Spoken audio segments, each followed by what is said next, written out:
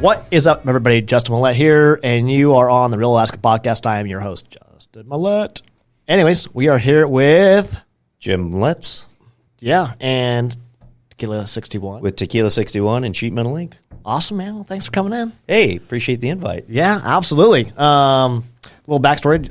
We've known each other for a little bit of time now, obviously through Tequila 61. We're drinking some tequila. Yes. Is that why you named it that? Sort of. Kind of marketing. Nobody had tequila in town, like a good selection of tequila, so I think that's kind of why we push that way. Yeah. By far the best selection of tequila in town. Absolutely. Yeah, I need to take a friend of mine. I keep telling him I need to take him there because he loves tequila. Right. I'm like, listen, there's no better place in town than Tequila 61 for some high-end tequila. Sipping tequila, not shots. Right. Yeah. Big time. I would definitely agree with that. As far as like the whole, story of Jim. Yeah. How long you been in Alaska? Oh, all my life. Really? Born and raised. Not many of us left. This is true. It's odd. So, grew up in Anchorage? Grew up in Anchorage, yep. Yeah. Went to the Mears Junior High, went to Diamond High School. And Okay. There you go. Then I joined the union, Sheet Metal Workers Union. That's how I got into Sheet Metal Inc. And Okay. then I thought it'd be fun to open up a restaurant bar. Yeah.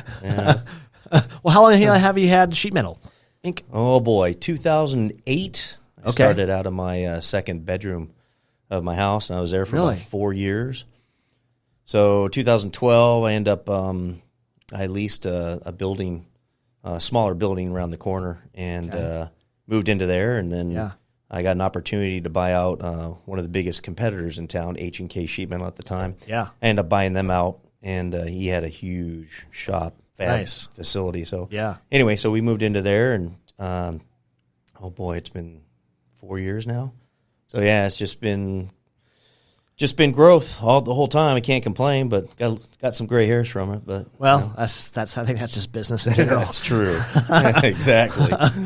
Well, I mean, what made you go into wanting to own a sheet metal business? Well, my grandfather actually owned Sheet Metal Inc.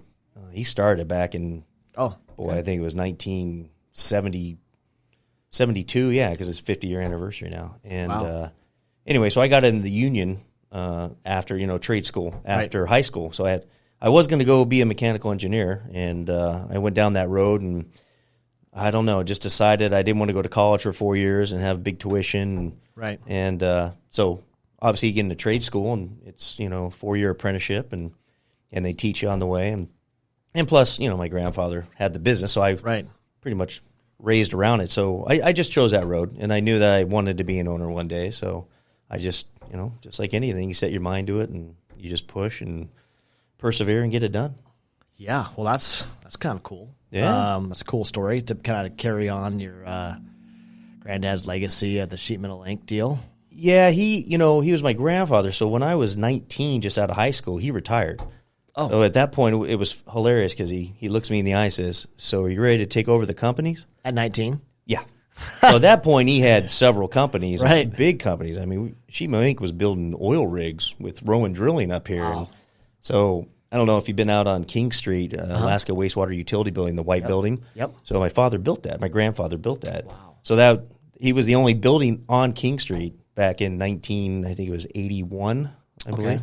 So anyway, so it was inspiring. But he retired, so and I kind of looked at him. He asked me if I was ready to take over at 19. I kind of chuckled. And I knew better at 19 that I can't take this over. So anyway, he ended up selling everything. Had one big auction, sold everything, and all we did was keep the name. So about 12 years later, I started back up with the name only. But we're a little different, now. We're full encompass now. We have a big fab shop, and then plus I do HVAC and plumbing and controls and service and maintenance on buildings. And we have technicians that run around and fix air handling units and boilers and so forth. So it's a lot different, but it's been a journey.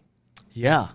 And then you guys were, obviously COVID hit, and you guys were doing the because I remember you talking about it at one point. You guys were doing like the UV air handler deals for a lot of buildings in town, right? Yeah, that's another division I opened up as soon as the pandemic hit. UV light is one of the only solutions to zap COVID and viruses and right. flu viruses and, right. and even bacteria and mold. And so we became the Alaska representative for American Ultraviolet. So if you want to buy their products, obviously UV lamps, lights, right. commercial use, right. you have to go through us in Alaska. Yeah. Well, it was a good fit because we can incorporate in that in our mechanical designs for commercial buildings. And right. so while we're installing the heating and ventilation system, we can also install lights. So we've done a lot of sales with UV lights because of the pandemic. Right. A lot of it's down, most of it's down in Kodiak, the hospital down there, and Canacorp. We're installing a lot of UV lights down there, and we've done a few up here for some owners, RSD buildings right. up here, and so forth. So very cool. It was a nice injection during a downtime in COVID. So right. kept us kind of going at the time, and yeah, to kind of have something that picks up when everything else is kind of exactly hitting a lull. So we got to find more revenue. What are we going to do? And it was great. It just kind of fell in our lap. So yeah. Well, that's awesome, man. I mean, Yeah. as an entrepreneur and a business owner, you obviously have to look at kind of where the hole is. Yes, where the exactly. need is at. Yep. And then find a way to fill it. You got to adapt. Yeah, 100%. Honestly, that's what it's about. So. Yeah. Well, obviously, I really enjoy tequila. Too. So imagine that. So Tequila 61 opened when? Well, that's a whole nother story. Let's see. We are just starting our 6th year in March. So okay. We've been open a little while, but 2 years have been the pandemic. Right. The funny part is I'm pretty transparent, but after right before in the first quarter of when the pandemic hit, we were finally in the black, after all the money I put out, and and it's a beautiful restaurant. So I put some extra money into it, of beautiful, course. Man. It's definitely one of the nicer restaurants in town for sure. I appreciate that. And yeah. But we lost my train of thought. So we opened. We opened, but we were in the black the first quarter of the pandemic, and of course we're excited because all right, we're doing well, and then the pandemic hits, back down in the red, just like everybody else, Right. So, and I honestly think I don't know how the other restaurants are doing. If a restaurant is your primary, if that's your primary business, right? I just don't. I can only imagine. I'm just saying I was fortunate because I have another company that helped, kind of hold things up. Helped it along a little bit, and we got PPP money, of course, but but it was a tough go for everybody. So, yeah. Anyway, don't want to go through that again. Well, between just a lack of business, employee retention, because you guys had a employee retention issue for a bit, right? Oh, we still have it. Yeah, it's hard to get people to come to work, and a lot of them were playing the game of, the government was subsidizing them. They were handing out. Yeah.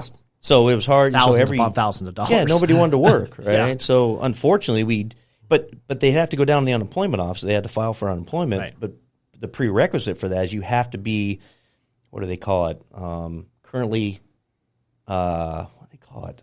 Looking for work, whatever the word is, right? So they would just have to show up for the job interview, and we would interview them, in 20 minutes, and then before you know it, they just don't call back afterwards. They don't show up. They go. So I think we all went through that. It's not just us, right? So it was a real frustration in the restaurant industry to spend this time trying to hire people and then they don't show up. But that's all over now because obviously it's February 18th is the shutoff for all the federal funding here. But I think rent is still paid through June or July, I believe. Yeah, I'm not haven't been keeping up too much on that. It feels like things are especially on that level, are starting to finally dwindle down a little bit. People are starting to go back to work.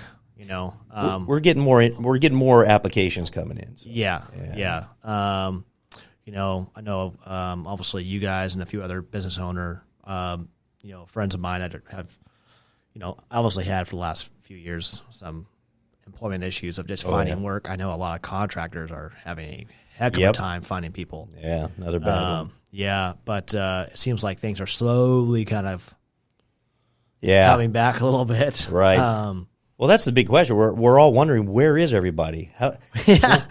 Honestly, we're just like, wait a minute. It's been a year and a half, 2 years. Where did everybody go? And I don't know. There's speculation on whether, a married couple, they, COVID hit, the breadwinner keeps working, the other one stays home. And I think they just learned to live off that. And they, we can do this without, having two incomes, and then having, house, or babysitting your child, instead of, you get it. So I think maybe people are adapting. That's the only thing I can think of. I don't understand where everybody went. Yeah. Obviously COVID has really impacted the work landscape. Yeah. Between obviously all the federal funding for people staying home, but not even that, but just remote work. Yeah. I know a lot of employers who, have large office buildings. I mean, it was like all of a sudden people had to work from home. Right. Who weren't companies working from home at all. Right. And now, almost 100% of their workforce was working remote, like within 3 weeks. Yeah, and it's the domino effect. Because Sheet Metal Inc., we had our service, division. So our technicians go and take care of buildings. Well, guess what? Nobody's in the buildings. Right. So that division just kind of fell off. Right. Hence the UV to bring it back up. But right. Anyway, it's trickle-down effect for everybody. Right. Yeah. And so, obviously that landscape, I think, we'll never see a full return of normal. I think you're right. Yep. Because I think normal's changed. What is normal? Yeah, exactly. Normal has changed dramatically for a lot of people, right? I know my wife's position has just now gone fully remote, like permanently. Right. And there was no conversation like that before. Right. But now it is, right? Yeah. So I think a lot of everything, everything's adapted, and changed. And so I think we're coming back into a new normal. Yeah. Well, we'll see what happens. Yeah. Oh. So what made you get into the restaurant industry? Well, sheet metal. Yeah. I get tequila. Yeah. Right. Right. Obviously, we both have a, this this passion here. Passion for tequila. Right. But beyond the tequila and the bar, there's a whole nother section of the restaurant. So what made you kind of dive in from sheet metal to that? Right. Well, I'm a food connoisseur. Okay. So I appreciate good food, appreciate craft cocktails. Right. And, oh boy, it's somewhat of a long story, but, Sheet Metal Inc., we design and install commercial kitchens for restaurants. Yeah. And, everything from the stainless steel wall paneling to the kitchen ventilation systems to the grease duct to everything. So I already have that, that background. Yep. So I was actually approached by two gentlemen in town that owned a little taco place in town, and they came to me, and long story short, I fixed some problems for them at their little taco place, and there's some other contractors in town, they couldn't figure it out, and I ended up figuring it out, so I won their trust apparently. Right. So, and then they came to me, and they're like, "Wow, we're looking for a place downtown. We have a liquor license.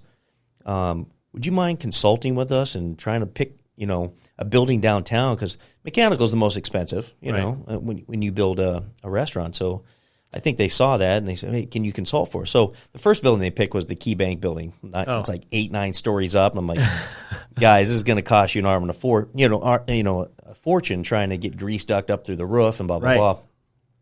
So anyway, they finally decide on the place we're in right now, which is corner 4th and E. Right. And it's a single story, and there was already a little kitchen back there. It was a chowder shop or something. Okay. So they initially hired me for that. We found that spot, and then they started asking me about budgets. And, it's what I do, and I know the price per square foot of build-outs. I have to know this in construction because we build new buildings, right? So once I told them what the cost is going to be, they about fell out of their chair. So at that point, fast forwarding, they asked if I'd be a third partner because they just didn't have all the funding for it. Right. Now, at that time, it's supposed to be a taqueria with just a full liquor license. It was supposed to be half the space. But I kind of got in there and started having a bigger vision, and started talking about it. We ended up getting the whole space, having more high-end food with a chef instead of just tacos. Right. And then having craft cocktails, because there was only one other place in town that was really doing craft cocktails. So anyway, it kind of morphed into this, I don't call it fine dining, it's just upper end, Mexican, Latin food, right? And that's how it kind of came about. And that's how I got in the mix with with 2 other partners, and Right. so that's how it all started. And then and long story short, one of the partners had to get out, financial reasons, and so then there was one partner left, and him and I carried on for a while, and then just had to separate ways, and then I just took over, and here you are. And here I am. Yeah, exactly. Finally in the black and first quarter 2020. Well, yeah. Well, I was supposed to be a silent partner. I was just supposed to do the construction and the engineering and let them guys run it. So here I took over the whole thing, which I didn't want to do, right? But I had to learn real quick on what to do and what not to do, and so it's no Cinderella story, but I got through it, and so far so good. We get everyone appreciates it. From everyone I've talked to appreciates it, and the next segue is we got a phone call from Diners, Drive-Ins, and Dives, and got Guy Fieri, right? Yeah, which I appreciate the invite. Yeah, to go sit in on that. That was awesome. Go. Yeah, that's right. You were there too. Yeah, and we got a phone call from him, and I didn't believe it. I was like, wait, first of all, we're not a diner, we're not a drive-in, we're not a dive, And it's a scam. Yeah, it's a scam, and I was like, nah. So I called the corporate office, and damn, that's really him. We're really calling him. We want to film your place. And I'm scratching my head, I'm like, okay, well, I just found out he just signed a $30 million contract with the Food Network, and I think at that point now he's the #1 Food Network guy, right? So I think he's changing his, he's moving up in the world as well, right? So he's getting out of dives and drive-ins and whatnot. So anyway, they came up, filmed us for a couple days up here, and got to meet obviously Guy Fieri, and got to drive him around town a little bit and talk to him in my truck. It was just, I negotiated this to talk to him, but anyway, got him when you get him off the camera. He just down to earth guy. He was really, really polite and gave me a lot of advice, and just we just discussed stuff on driving through Anchorage to the next restaurant where he had to go film. So. Well, that's cool. So it's just I think it's starting to take off here, and exciting things coming. And that episode has not aired yet, right? Not yet. Ironically, we got the message this morning. So we got our date this morning. That's convenient. Yeah. So you're hearing it here first. That's right. March 18th is the date on the Food Network. 8:00 p.m. Central Time. So it's going to be 5:00 Alaska time. So anyway, you can tune in and see us on there, and it was an interesting shoot. I'm obviously not used to being in front of the camera. In fact, this is my first podcast. So things happen. Yeah. Hey man, there's a first time for everything, right? Yeah. And so obviously a good video year for you, coming out of things normalize and get on. Yes. Guy Fieri's show and get some publicity that way, and then hopefully we can help. Obviously. Help with your image this way, and so March 18th that airs 5:00. March 18th, 5 p.m. Yeah, and of course that was because I was there for the filming. That was obviously I've never been part of a set or whatnot. That was either. It was very interesting to see what happens behind the scenes. Yeah, there's so much work. There really is. Yeah. And then it's just 2-minute shoot. Right. Okay. Ton of work. Yep. And then it's okay, 2 minutes. And I'm like, man, we did all of that for just that. Well, they've got it down. He's been doing it a while. Yeah.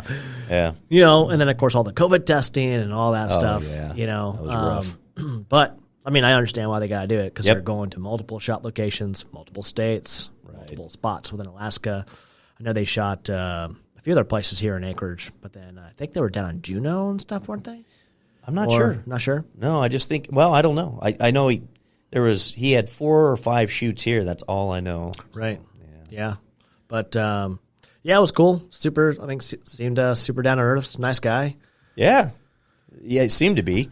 Yeah. So, like I said, you get him off the camera and he just opens up and he's more mellow. But he's like you and I, we're in work mode when we're at work. So it was got a job to do. It was interesting. His head wasn't inflated, and it was he was a good guy. No, it was cool to see Anchorage restaurants, especially yours, get highlighted. Of course, it was cool to see. Obviously, a lot of those people were people you knew and were friends. right, come out to support you. Absolutely, it was fun. You know? Yeah. And so we all had the deer in the headlight look because we didn't know what to do. I know.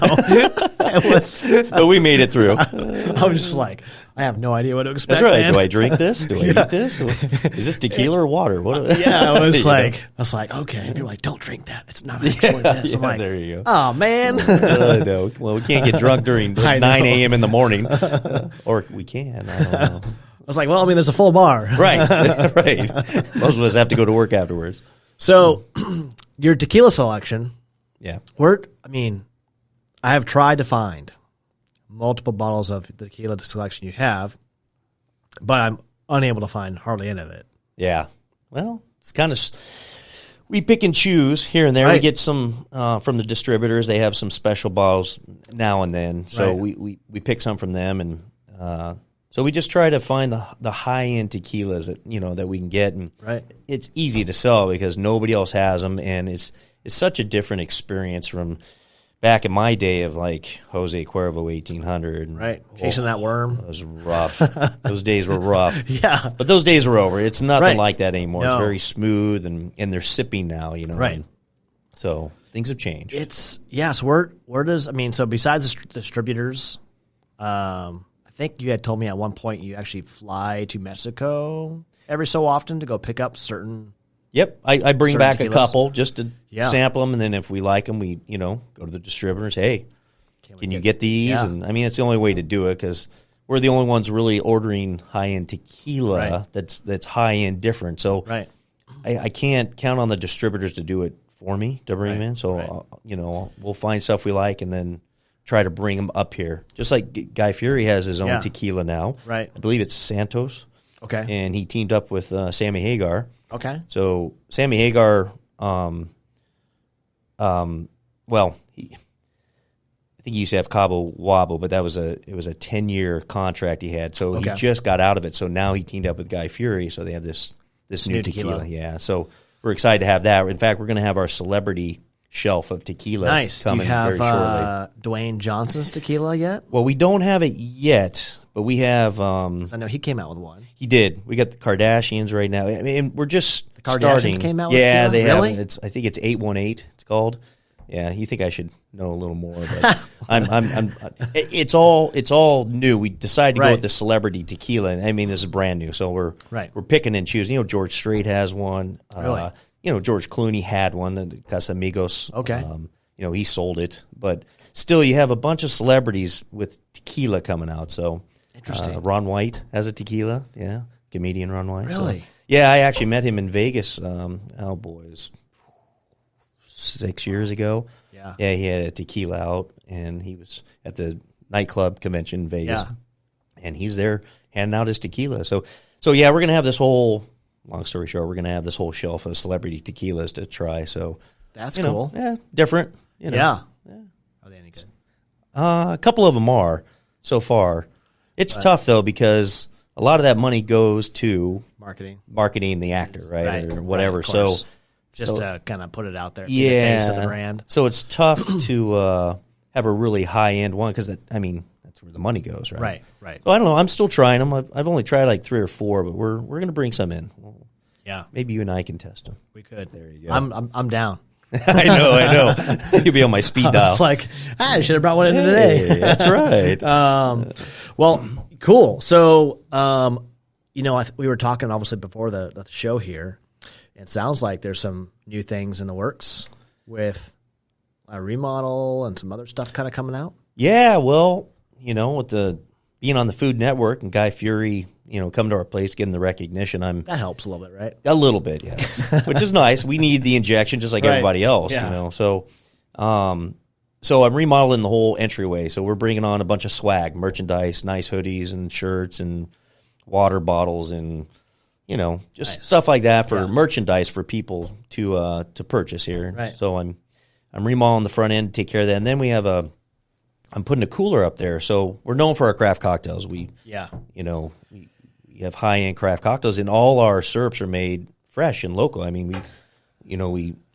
We boil our own, fruits and squeeze them and put our our secret ingredients in there, and it's tough because they only last for about a week and a half, maybe 2 weeks, as they're fresh, right? And that's what we make our craft cocktails with. So, nothing's artificial, nothing nothing along that line. So, what I want to do is I want to incorporate those mixes into a 12-ounce like juice bottle, a plastic juice bottle with a tamper-proof cap. And I'm going to put a Tequila 61 sticker on there with a QR code, and I want to sell them up front there at the entryway. So you're leaving or whatnot, you can actually purchase the mix. So you go home and you can punch that QR code, and it brings up a video or a website. I'm still deciding what to do, but and that way you can make your own drinks at home. You just add your own alcohol is what I'm saying. So you're just buying the mix that we've already made. It's fresh, and it'll last a week or whatnot. Take it home, and you can make your own drink, and that's cool. Have your own garnish, and you'll have a photo or a video how it's supposed to look, so you can entertain friends or whatnot. So just something, something different to do, and that's pretty cool. Get the name out there, So yeah, that whole QR code thing, man. I was kind of undecided on it. It's a cool feature. The pandemic really pushed that, especially in the restaurant industry.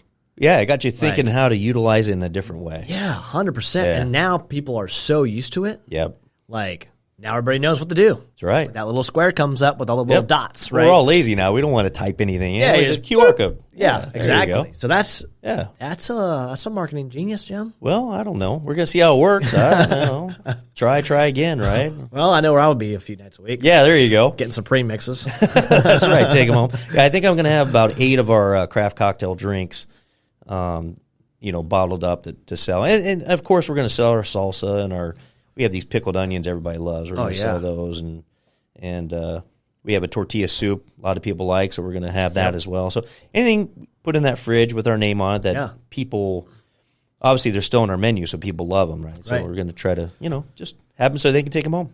And who's your chef over there? Chef Matt. So, Chef Matt. Yeah, very interesting story with Matt. So when COVID hit, Matt filled out an application to be our prep guy. So the prep guy cuts up all your fresh vegetables and everything in the morning. Everything we have is fresh. Very limited frozen anything, right? And that's our motto. We're going to keep it fresh, and just like you would make it at home. So we were looking for a prep guy, and Matt came to answer the call. So, I have a general manager, Marcy, for the restaurant. When she calls me, or she talks to me one day, she goes, "Man, this guy's phenomenal. He gets it done in almost half the time, blah, blah, from all the other guys. He's just organized and he's quiet, blah, blah." I'm like, wow, interesting. So he keeps going. And at that point, we lost our executive chef. COVID hit, blah, blah, blah. And so we're looking for an executive chef. So I put the word out, trying to find a good chef with some Latin background, And Matt puts in an application, our prep guy. I'm like, well, that's odd, And then Marcy comes up to me. She shows me his resume, and I'm looking on there, and he's a real chef. What in the world? So what happened was it was hilarious because he was working part-time in the morning for us and then going to his other job. Well, his other job, I believe, was at the hospital. He was running one of the kitchens at one of the hospitals in town. Okay.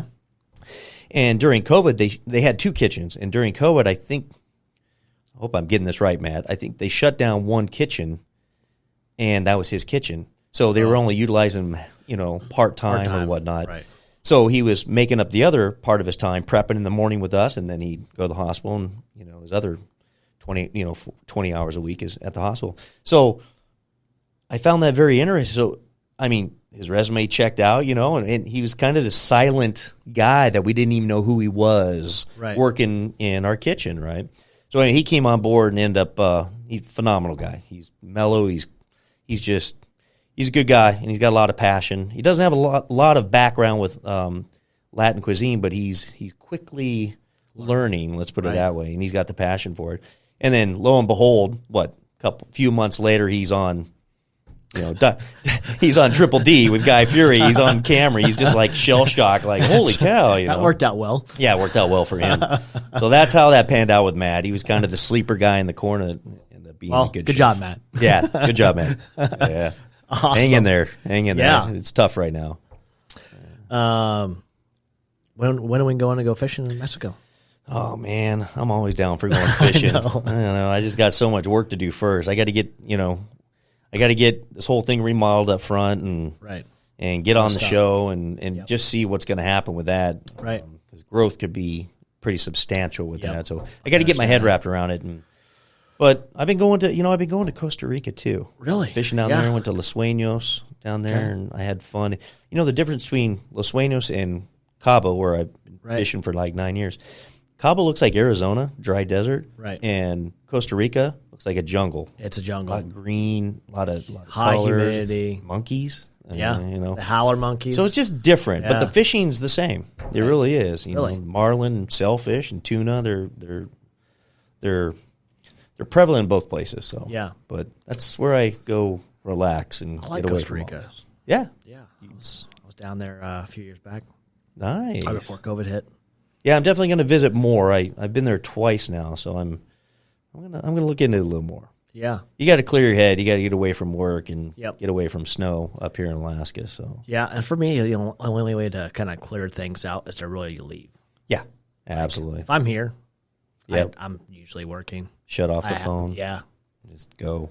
Well, it's just tough to do that sometimes. I know. Especially in this business. I know. But yeah, well, awesome, man.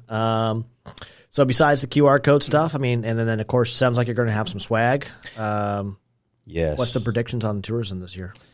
Well, funny you should ask. I believe I just heard DC come out with anything yet? third party that I think there's going to be 1.5 million people on cruise ships this summer. Oh, that'd be nice. I just heard that this morning. I can't verify it, but it's supposed to be the biggest ever. So, I mean, hopefully that comes into fruition. But the problem with the cruise ships is, they get them in here and then they try to shuffle them over to Denali, and well, of course, they want them to spend their money at their places, right? Yeah. So we don't get a lot of cruise ship customers down at Tequila 61. So what we get is a lot of the people at the hotels.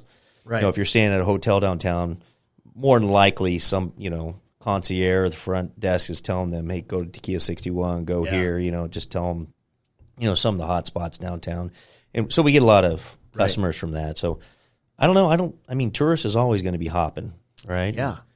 Well, except for the year it wasn't, right? Exactly. Never say never. Right? Yeah. Obviously, because last week we had on, like I was telling you before, the show was Matt Worm, the Go Hike, and the restaurant industry and the tourist industry both, I mean, just got hammered with COVID, right? Yep. But, he's seeing a whole lot more bookings. I mean, because obviously they're getting booked for the summer now. Good. And he described his bookings like probably he started in 2019. Right. So, as you know, first year in business, there's a lot of ups and downs just trying to learn it. Oh, yeah. Second year, you finally start to learn the ropes.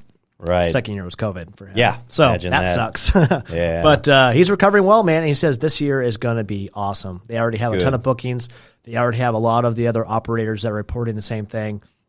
Our Airbnbs in downtown are pretty much booked out for the summertime. So good to hear. I think this is a really good year, man. Well, knock on wood. I hope we all do well. Yeah. Honestly. And I think, one of the positives that they have come out the last few years is just the remote working. Yeah. So people can take their work with them. Right. And people, I think, have really kind of come to value life, right? Right. Just going and doing their bucket list items. Right. And it helps to have Alaska as it's on a lot of people's bucket lists. Yeah. And so we lost a lot of international tourism. Yep. Pretty much zero. Yeah. But, I mean, we've had a ton of people from all over the United States come. Yep. And, stay in our Airbnbs, all that kind of stuff, and really come man, we don't only weren't working or we could remote work, and so now we're here for a week, or we want to go here for a week. We'll work part-time during the day and then go see stuff. And so I think between the tourism coming back and then that still being a thing, I think it's going to be a good year, man. Well, it's always been my prediction, and I mean, what do I know? But my theory is that when you're getting to the end of COVID, and we're hopefully getting to the end of COVID. Let me knock on wood again. Yes. That I think everybody being pent up in the lower 48, they're dying to go on vacation. I mean, they're dying to get out of here. Well, I don't think they're going overseas, international, because it's just too. Not yet. Right. Yeah. It's too. There's too many variables there, like unsafe in their mind. So, in my opinion, they're going to stick to the U.S. and travel. Well, what's the number one destination in the U.S. right now? Right. Alaska. Has been for almost all of COVID. Exactly. So I think now that the regulations are starting to subside and mandates and whatnot, my prediction is they're going to flood up here. And obviously, cruise ships, 1.5 million people come up this summer is what they're projecting. That just gives you hope that, statistical data that I think my theory is correct. So we'll see what the summer brings. Well, I hope it's a good year for you, man. Yeah, thank you. Obviously, we'll be down there to spend some dollars and have some duck tacos. Yes, some tequila. Have some good tequila. The Ragosa. Ragosa. Oh, good stuff. I know. I can't keep it on the shelf. It's crazy. It's all right. It was like me and Rodrigo came in one day, and I think you came back the next week, and you're like, "What happened to my Ragosa?" That's right. I was like, glad you liked it. Yeah. Sorry. Yeah. No, sorry. Well, I didn't get to go to Mexico to try, pick up some other ones to sample, but because I went to Costa Rica and just been busy. But anyway, we have some other ones. Distributors picked up some nicer tequilas, and they always call us first. So at least I think they call us first. But anyway, we end up getting, every now and then we pick up a nice bottle and we try. And we're like, wow, this is really good. Yeah. So. Yeah. How hard is it to get some of those bottles? Like beyond you flying to Mexico, right, and picking up and bringing back what you're legally allowed to carry, right? How hard is it to get something from a distributor like that? Well, it's tough right now. Distributors are even low on stock. Right. You've seen all the barge ships outside California. Yeah. It's just again the domino effect, right? Right. So it trickles down all the way to the consumer. We just can't get our hands on stuff. Yeah. So. It's unfortunate. I'm trying to buy some rims and tires for a new truck I bought, and they're 4 months out. I can't even get rims and tires for my vehicle. Isn't that crazy? Yeah, again, domino effect, right. trickle-down effect. It just blows my mind, but because all these, container ships are just sitting on the coast and can't get in because they don't have workers at the dock, and that's a whole other argument there, but right. Or are they trying to slow down inflation? That's a whole other conversation. Right? Man, we could deep dive. We could go deep. Yeah. Well, dude, I'm super happy you came on. Is there anything you want to give a shout out to, or do a little Tequila 61 plug?